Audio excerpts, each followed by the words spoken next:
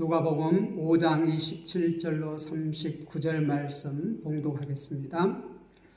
그 후에 예수께서 나가사 네이라 하는 세리가 세간에 앉아 있는 것을 보시고 나를 따르라 하시니 그가 모든 것을 버리고 일어나 따르니라. 네이가 예수를 위하여 자기 집에서 큰 잔치를 하니 세리와 다른 사람이 많이 함께 앉아 있는지라. 바리새인과 그들의 서기관들이 그 제자들을 비방하여 이르되 너희가 어찌하여 세리와 죄인과 함께 먹고 마시느냐. 예수께서 대답하여 이르시되 건강한 자에게는 의사가 쓸데없고 병든 자에게라야 쓸데있나니 내가 의인을 부르러 온 것이 아니요 죄인을 불러 회개시키려 왔노라.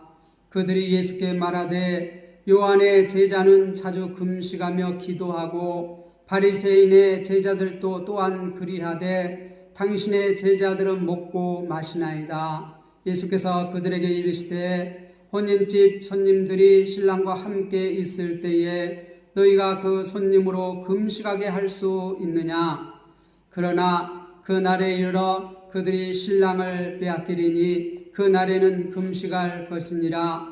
또 비유하여 이르시되 새 옷에서 한 조각을 찢어 낡은 옷에 붙이는 자가 없나니 만일 그렇게 하면 새 옷을 찢을 뿐이요 또 새 옷에서 찢은 조각이 낡은 것에 어울리지 아니하리라. 새 포도주를 낡은 가죽 부대에 넣는 자가 없나니 만일 그렇게 하면 새 포도주가 부대를 터뜨려 포도주가 쏟아지고 부대도 못 쓰게 되리라. 내 제3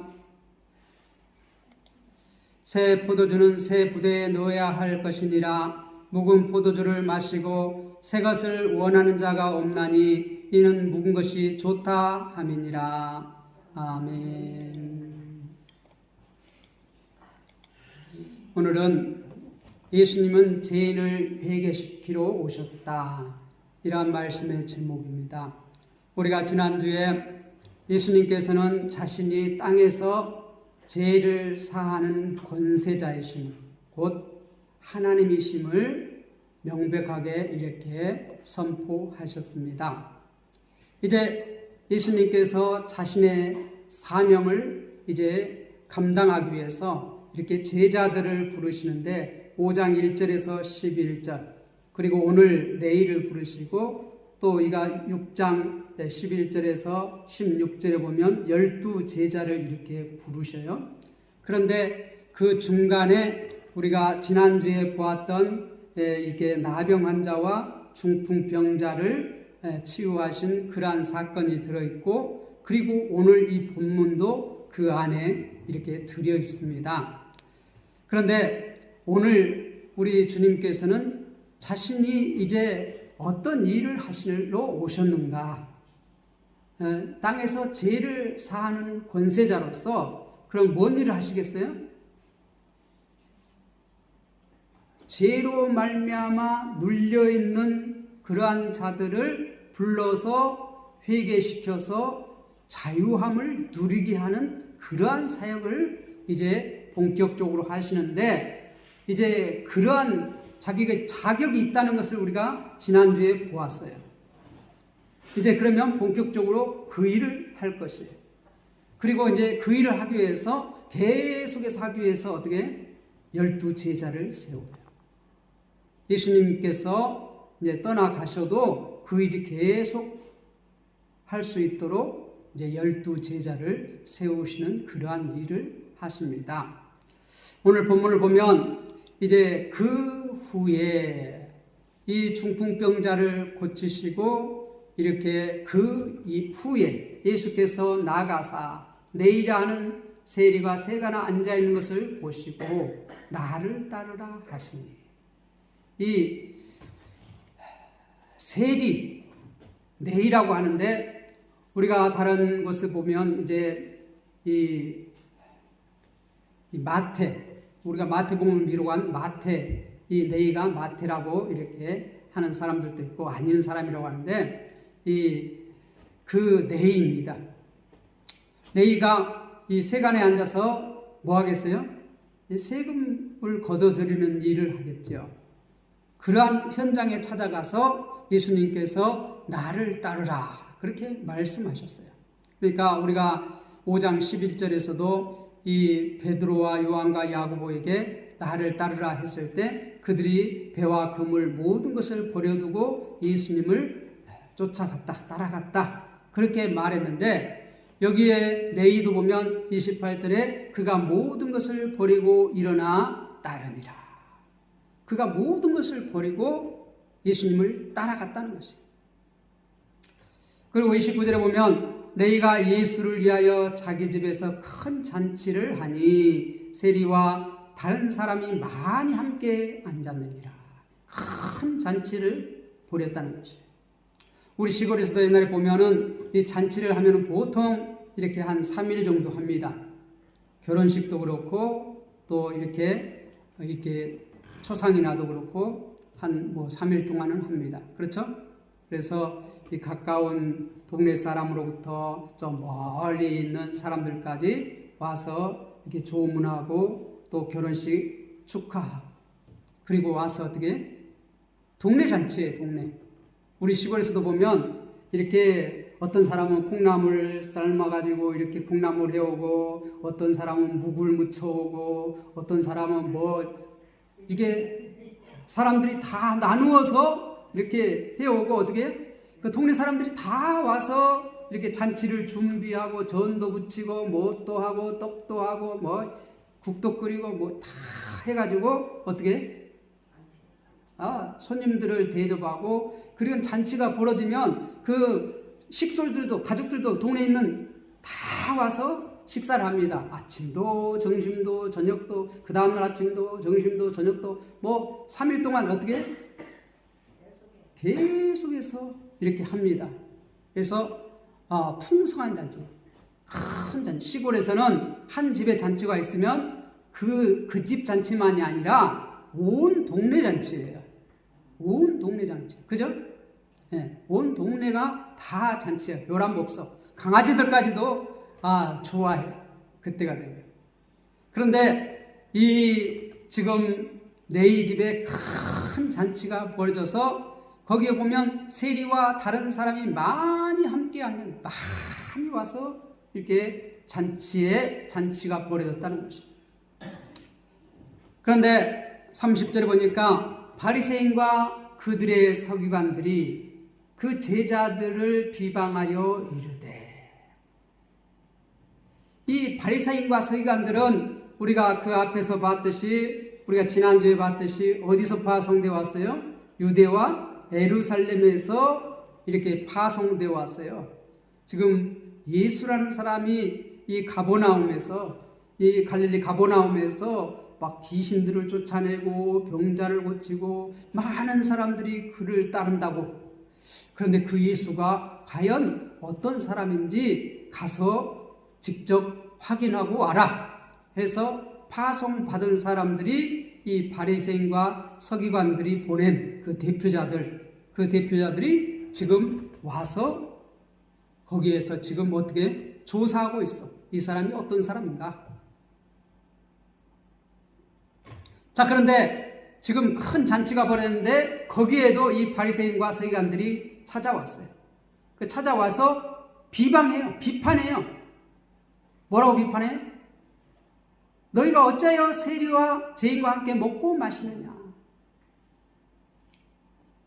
이 바리새인과 서기관들은 어떻게 해요? 항상 자신들이 거룩한 그러한 하나님의 백성이라고 항상 거룩한 옷도 거룩하게 입고 또 어떻게 해요? 이렇게 죄인들과 접촉하지 않으려고 해요. 이게 나병 환자라든지 중풍병자라든지 중한 병에 걸린 사람들이라든지 이런 사람들하고 상대하지 않아. 그리고 어떻게 죄인이라고 생각하는 이 세리라든가 장녀라든가 이런 사람들과 어울리지 않아. 특히 이 사람들은 그 사람들과 이게 식탁에 같이 앉지 않습니다. 우리가 식탁에 같이 앉는 사람들을 뭐라고 그래요? 식구라고 해요. 식구. 한 식구. 그냥 식구라는 말은 어떻게 한 가족이라는 거예요. 한 가족이라는 거예요. 그래서 우리가 예배를 마치고 이렇게 우리 성도들이 함께 식사를 하는 것은 뭐예요? 우리가 한 식구라는 거예요. 한 하나님 백성이라는 것이에요. 한 가족이라는 것이에요. 그래서 우리가 어떻게 우리가 한 가족됨을 표방하는 것이 우리가 예찬한, 이게 예찬식 하는 것이에요. 우리가 한 달에 한 번 성찬식도 하지만 우리가 또 매주 이렇게 예찬식을 합니다. 우리가 한 가족이라는 것을 우리가 고백하는 거예요. 우리가 한 가족이라는 것은 뭐예요? 서로 책임지는 거예요. 어려움 당하면 그게 어떻게 내일처럼 한 가족은 그렇잖아요. 한 가족은 다 물질적으로도 또 어떤 어려운 문제가 있고 좋은 일이 있고 나쁜 일이 있어도 다 어떻게 함께 고통을 받고 함께 즐거워해요. 그게 한 식구예요. 한 공동체, 하나의 운명 공동체. 같이 식사를 한다는 것은 그런 거예요. 우리 이제 예수를 안 믿는 사람들도 어떻게 이렇게 한 식구 개념을 항상 소중하게 여깁니다. 그래서 이제 제사를 지내고 나서도 어떻게 그 제사상을 물려가지고 같이 이렇게 음복을 해요. 음복. 그 뭐라는 거예요? 네, 그 조상하고도 우리가 한 식구다 이 말이에요. 조상하고도 한 식구다. 한 식구 개념이 우리나라의 이런 가정에는 상당히 강합니다. 그래서 어떤 말 있죠? 피는 물보다 진하다. 피는 물보다 진하다. 가족관계는 이렇게 끈끈하다는 거예요. 그런데 이 유대 문화에서도 같이 식사를 한다는 것은 이게 우리가 한 운명 공동체라는 거예요. 하나라는 거예요. 그래서 이 바리새인과 서기관들은 이 죄인들하고 하나가 될 수 없다고 생각해요. 그 죄인들하고 같이 밥 먹으면 우리도 죄인이 된다 이 말이에요. 그러니까 함께 먹을 수 없다는 거예요. 그런데 지금 이 예수라고 하는 이 예수님의 제자들, 이 사람들은 과연 어떤 생각을 갖고 있기에 그 죄인들과 함께 식사를 해?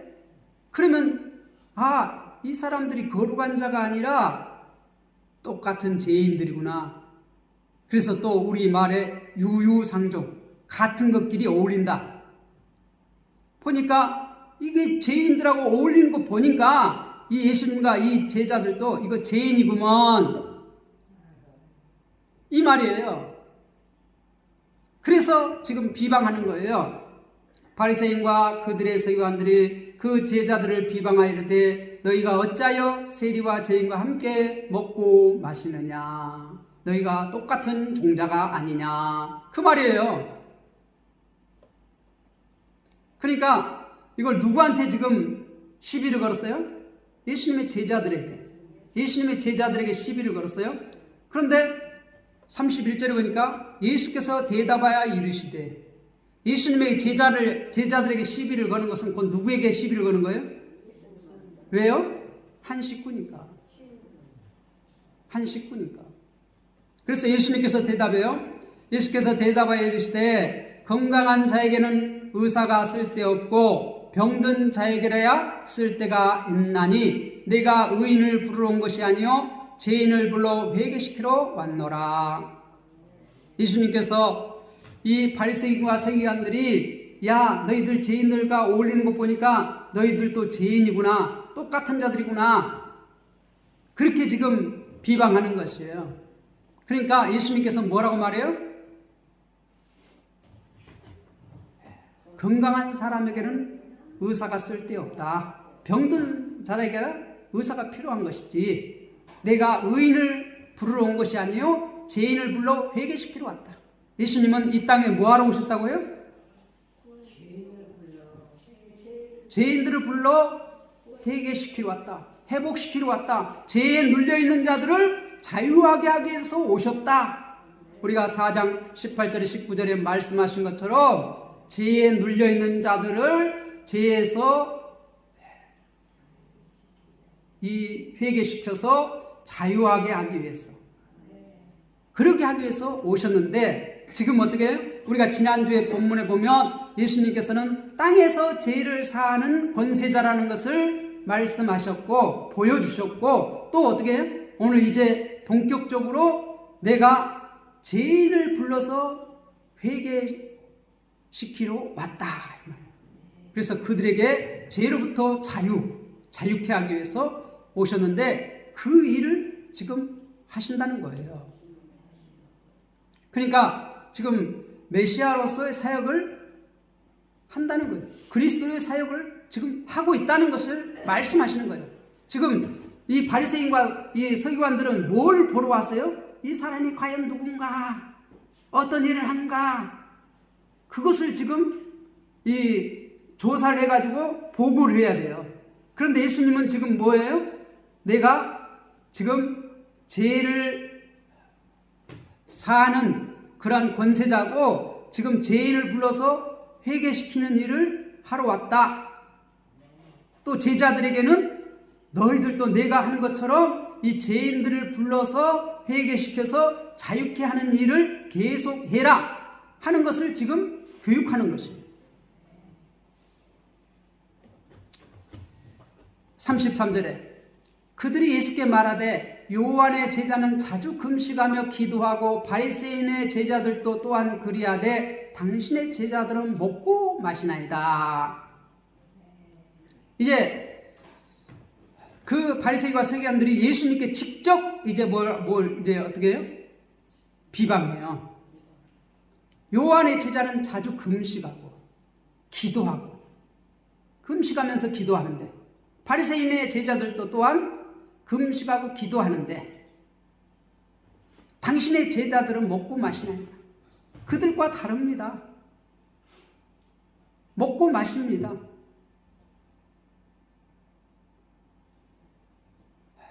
이 세리 요한의 사명도 뭐예요? 회개하라. 네. 죄인들에게 회개를 선포했어요. 회개하라. 돌이키라. 돌아서라. 그런데 지금 이들은, 바리새인과 서기관들은 그 세리와 또 이 바리새인의 제자들이 뭘 말하는 거예요? 경건. 하나님의 백성으로서 경건한 행동. 이들은 어떻게 금식하고 기도하고 또 어떻게 구제하고, 이것이 경건이라고 생각했어요. 하나님의 백성으로서 하나님을 따르는 자들의 그런 방식이라고 생각했어요.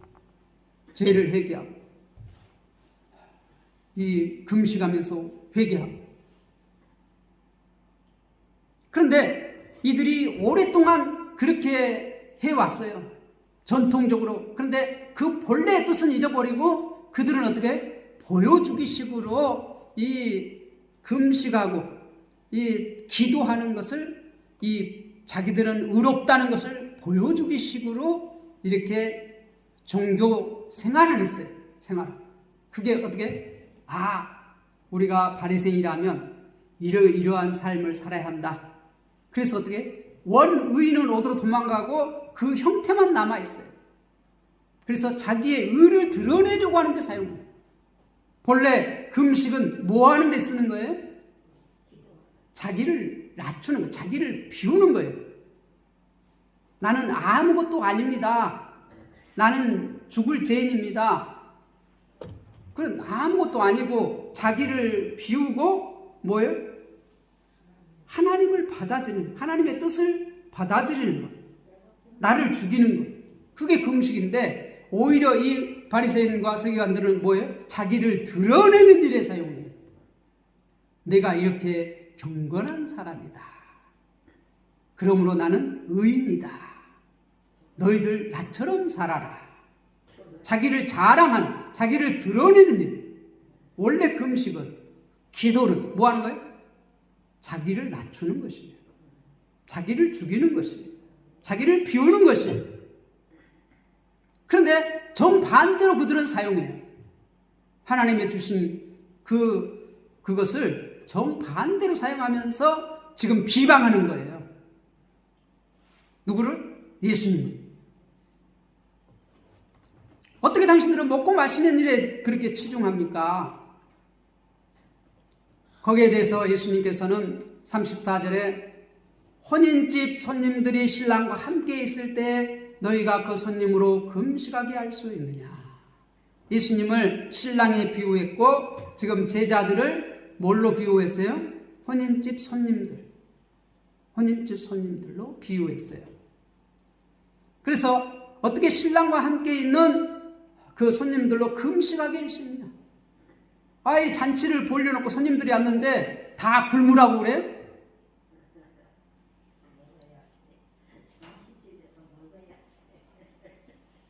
그 말도 안 되는 소리 하고 있다는 거예요. 지금은 잔치라는 거예요. 자, 그런데 35절 그러나 그 날에 이르러 그들이 신랑을 빼앗기리니 그 날에는 금식할 것이니라. 뭘 말해? 분명히 예수님께서 이렇게 십자가에 돌아가실 그날을 처음부터 얘기해요. 그러나 그 날에 이르러 그들이 신랑을 빼앗기리니 그 날에는 금식할 것이니라. 이제 그건 이제 이렇게 처음으로 예수님께서 십자가에 돌아가실 것을 이렇게 은근하게 이렇게 말씀하셨어요. 이제 그걸 구체적으로 가면 뒤로 가면 갈수록 어떻게 구체적으로 말씀할 거예요. 자, 36절에 또 비유하여 이르시되 새 옷에서 한 조각을 찢어 낡은 옷에 붙이는 자가 없나니 만일 그렇게 하면 새 옷이 찢어질 뿐이요 또 새 옷에서 찢은 조각이 낡은 것에 어울리지 아니하리라. 이제 상식적인 얘기예요. 다 그들이 아는 얘기예요. 이 비유라는 것은 다 아는 얘기를 함으로써 새로운 뭔가를 가르치기를 원하는 때 이 비유를 쓰는 거예요. 비유. 자, 여기 보세요. 그런데 이 비유는 상식적으로 다 알려진 사실이에요. 이 알려진 사실이 뭐예요? 새 옷을 찢어서 그 흔 옷에다가 기우는 사람 없다는 거예요. 왜 그렇게 하냐? 이렇게 새 옷을 찢어가지고 이 흔 옷에다 붙이면 그 어떻게 흔 옷이 찢어질 뿐이라는 거예요. 그리고 어떻게? 어울리지도 않는 거예요. 어울리지도 않아요. 새 것은 어떻게? 그 티가 팍 나잖아요. 어울리지도 않는다. 새 옷을 찢을 뿐이라. 아니, 새 옷을 찢어가지고 흔 옷에다 입는 사람이 어디 있어요? 그죠? 새 옷을 입지. 누가 새 옷을 찢어가지고 흔 옷에다 기워 입는 사람이 어디 있어요? 그런 사람 없다는 거죠. 그리고 그렇게 새 옷을 찢어가지고 흔 옷에다 붙여놔도 그거 어울리지 않는다는 거예요. 어울리지 않는다는 거예요. 또 한 가지 비유를 합니다. 새 포도주를 낡은 가죽 부대에 넣는 자가 없나니. 새 포도주를 낡은 가죽 부대에 넣는 자가 없다는 거예요. 새 포도주는 어떻게 발효가 왕성하게 일어나는 거예요. 왕성하게 일어나면 어떻게 해요?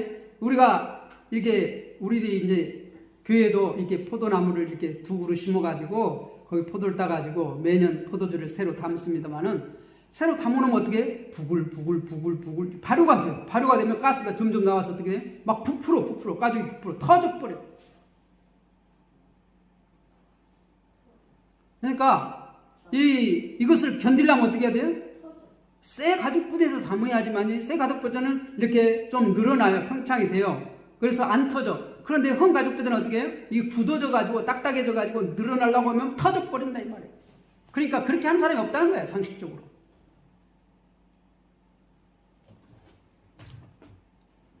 그래서 새 포도주가 부대를 터뜨려 포도주가 쏟아지고 부대도 못 쓰게 된다. 포도주도 못 쓰게 되고 부대도 못 쓰게 된다는 것이에요. 그러니까 그렇게 하지 않는다는 것이에요.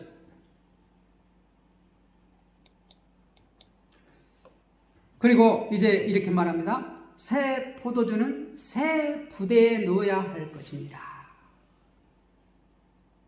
새 포도주는 새 부대에 넣어야 한다는 것이에요. 지금 예수님께서 가져오신 새 시대, 어떻게? 죄인을 회개시켜서 자유함을 누리게 하는 이 새 시대의 질서, 이것은 과거 그 바리새인과 서기관들이 가지고 있는 그 캐캐먹은 그 전통으로 묶을 수 없다는 거예요. 그것으로 담을 수 없다는 거예요. 하나님 나라 이 운동은 지금 그 종교 인들이 지금까지 그 전통적으로 해온 그것으로는 담을 수 없다는 거예요. 새 질서라는 것이. 새 질서는 새 부대에 담아야 한다는 것이.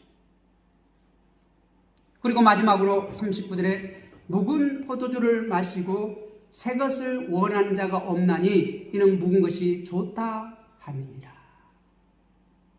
포도주는 오래될수록 비싸요. 포도주는 오래 묵을수록 맛이 좋아요. 그러니까 오래될수록 어떻게? 사람들이 알아줘. 그래서 그 오래된 묵은 것을 먹은 사람은 금방 담은 새 포도주 원하지 않는다는 거예요. 그런데 이것은 긍정적으로 말한 것이 아니에요. 지금 바리새인과 서기관들이 뭘 말하는 것이에요? 당신들은 왜 이 금식하지 않고 기도하지 않고 또 당신들은 왜 이렇게 음식 먹기를 좋아합니까? 잔치하기를 좋아합니까? 지금 어떤 잣대를 가지고 지금 예수님과 예수님의 제자들을 판단한 것이에요? 자기들이 종교적으로 쭉 해온 전통을 가지고 지금 예수님과 예수님의 그 제자들이 하는 행동을 지금 비판하는 것이에요. 거기에 대해서 그 묵은 전통을 가지고 새 질서를 어떻게 판단하는 것은 옳지 않다는 것이에요. 거기에 젖어 있으면 그 종교적인 전통에 젖어 있으면 절대 새로운 시대를 받아들일 수 없다는 거예요. 받아들일 수 없다는 것이에요. 거기에 젖어 있으면 우리가 나이가 들수록 우리가 아이고 옛날에는 그렇지 않았는데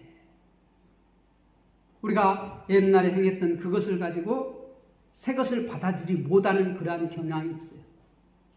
그래서 제가 이제 학교 다닐 때 기독교 공동체를 이렇게 공부했는데 기독교 공동체에서는 이렇게 30세 이상 넘은 사람을 이렇게 새로운 회원으로 받아들이지 않는 그러한 공동체가 있어요. 왜 그러냐면 이게 나이가 들어가면 이거 머리가 굳어가지고 받아들이지 않는다는 거예요. 새 것을 받아들이지 않는다는 것이에요. 우리가 개혁교회를 추구하고 있는데 우리 개혁교회는 우리가 계속해서 성경 말씀을 공부하면서 어떻게 우리가 지금까지 신앙생활 해온 것 중에서 성경 말씀과 맞지 않는 것은 계속해서 어떻게 바꾸어 나가겠다. 하나님의 말씀에서 가르친 우리가 새로운 것을 깨달았다면 그 맞지 않는 옛 것은 버리고 새 것을 받아들이겠다 하는 것이 뭐예요? 개혁주의입니다. 그래서 계속해서 우리는 어떻게 뭘 추구해요? 하나님의 말씀, 하나님께서 가르치는 것이 뭔가, 주님께서 말씀하시는 뭔가. 옛날에는 잘못 깨달았다면 이렇게 새롭게 바르게 깨달았다면 언제든지 그 잘못 깨달은 것을 버리고 새 것을 어떻게 받아들이겠다 하는 것이 개혁주의가 추구하는 것이에요. 그걸 개혁주의라고 합니다.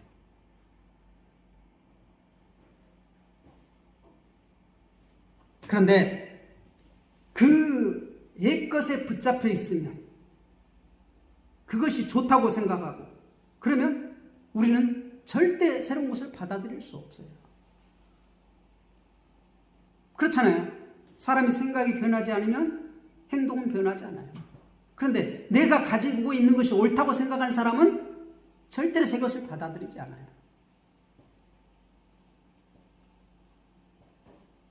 주님께서는 새 포도주는 새 부대에 담아야 한다.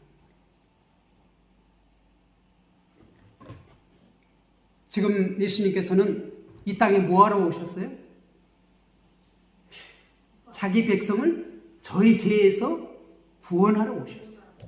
예수의 이름이 뜻이 마태복음 1장 21절에 자기 백성을 그들의 죄에서 구원할 자이십니다. 그래서 죄인을 불러 회개시켜서 어떻게 하나님의 백성으로서 죄의 종로로 단 것이 아니라 죄에서 자유하게 하기 위해서 이 땅에 오셔서 그 일을 하기 위해서 어떻게 십자가에 달려 죽으시러 오셨어요. 신랑이 빼앗긴 날에는 금식할 것이다. 그러나 지금은 뭐라는 거예요? 신랑과 함께 결혼잔치가 벌어지고 있다는 것이에요. 그래서 기뻐하고 즐거워하는 거예요. 우리가 예수 그리스도를 만나면 어떻게 합니까? 주님께서 내에게 세간에 앉아있는 것을 보시고 나를 따르라 하니까 즉시 다 모든 것을 버리고 예수님을 따랐어요. 그리고 어떻게 자기 집에 큰 잔치를 벌였어요. 우리가 예수님을 만나면 어떻게 돼요? 우리의 생각이 변화돼요. 왜요? 자기 자신이 보입니다. 예수님을 만나면 자기 자신이 보여요. 자기 자신이 뭐라는 걸 보여요? 자기 자신이 똑똑하고 잘나고 내가 뭐 지금까지 쓸만한 일 했다, 주님 나라를 위해서 내가 뭔가 했다, 이게 보여지는 것이 아니라 예수님을 만나면 자신이 죄인이라는 사실을 발견하게 돼요. 그리고 어떻게 그 죄를 해결하실 분이 예수님이라는 사실을 깨닫게 돼요. 그래서 예수님을 다 버려두고 쫓아가게 되는 것이죠. 그때 어떻게 쫓아갈 때 얼마나 기쁨이 있습니까? 얼마나 황홀합니까? 그래서 이 죄에서 내가 벗어났다는 그 황홀한 기쁨, 그것을 경험한 사람은 아무도 그를 말릴 수 없어요. 다시 말해서 옛날로 돌아가지 않아요. 예수님을 만난 사람, 예수님이 부르고 예수님을 만난 사람은, 그래서 어떻게 거듭난 사람은 옛날로 돌아가지 않습니다. 왜요? 그 기쁨을 맛보았어요. 죄에서 벗어나 자유함을 누린 그 기쁨을 맛보았어요. 그런데 예수님은 내가 이 땅에 의인을 부르러 온 것이 아니라 죄인을 부르러 왔노라. 사실 그런데 그 바리새인과 서기관들은 자신은 의인이라고 생각하는데 이 세상에 의인이 없어요? 우리가 로마서에 보면 의인은 없나니 하나도 없다. 요한복음에서는 뭐라고 말해? 온 세상이 깜깜하다.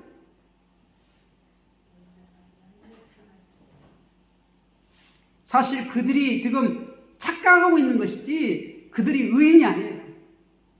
그들은 하나님의 백성이고 그들은 의인이라고 생각하고 있지만 그들은 착각인 것이에요. 로마서 말씀해 보면 의인 없나니 하나도 없다.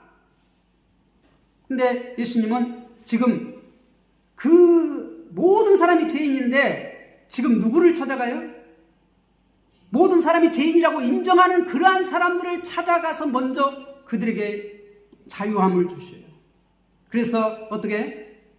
나병 걸린 사람, 중풍병 걸린 사람, 세리, 이 사람들은 다 어떻게? 장녀, 이런 사람들은 누구나 다 자기 자신이고 옆에 있는 사람이고 모든 사람이 다 저 사람은 죄인이야, 나는 죄인이야, 자기도 인정하고 다른 사람도 다 죄인이라고 인정한 그런 사람들을 찾아가서 주님께서는 어떻게? 그들의 친구가 되어주세요. 연약하고 부족하고 없고 헐벗고 천대받고 멸시받고 그들을 찾아가서 주님은 어떻게? 그들을 회개시켜 하나님의 백성 삼습니다. 그들이 눌려있는 그것으로부터 주님께서는 자유하게 하기 위해서 이 땅에 오셨다는 것이에요. 그리고 지금 어떻게? 그 일을 하기 위해서 제자들을 부르시는 것입니다. 주님은 죄인을 불러 회개시키러 오신 분입니다. 믿습니까? 여러분들이 나는 죄인이라고 생각되시면 주님을 찾아가시기 바랍니다. 주님을 부르시기 바랍니다. 그러면 주님께서 어떻게? 우리의 죄를 이 땅에서 용서하실 그러한 권세자이십니다. 즉 하나님이십니다. 주님은 우리의 죄를 용서하실 수 있는 분이에요. 예수님은 우리의 죄를 해결하실 수 있는 그러한 하나님이십니다. 믿습니까? 기도하겠습니다.